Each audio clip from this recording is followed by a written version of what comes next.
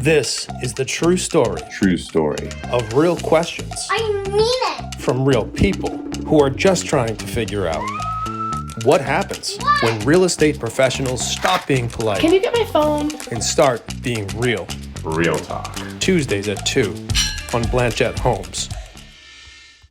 Hello and welcome back to another edition of Real Talk. I'm your host, Matt Blanchette, and we are joined today by Brian Andler of Movement Mortgage. Hey Matt, how are you? I'm doing great.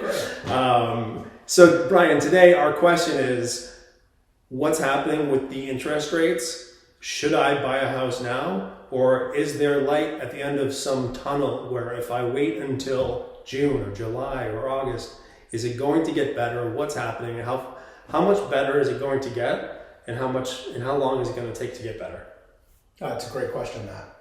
So, yes, you should always buy the house now. I always say, marry the house, date the rate. Okay.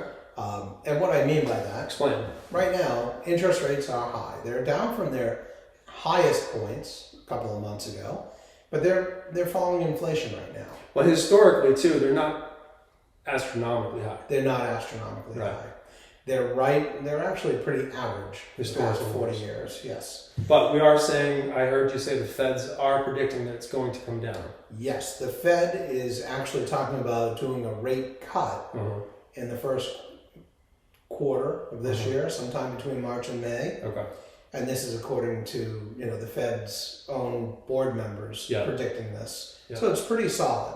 So we know that we'll see rates potentially down by the end of this year, somewhere in the sixes, maybe even into the fives. Okay.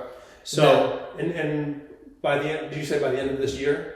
By the end of this year, Yeah. and they'll be trending lower all year long. Okay. So maybe a quarter of a point by the spring? We hope so. Okay. We hope a quarter to a half point, yes. Okay. So the feds are saying that rates will be coming down. The rates will be getting better.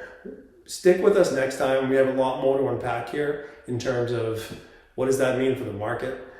Is that going to bring more buyers on? Should you be using an adjustable rate mortgage? And let's help you triangulate how do we help you win in this market so that you're in the house you need to be when you need to be there. So Brian, thanks for being with us today. Thanks for listening to another episode of Real Talk. We'll see you next time.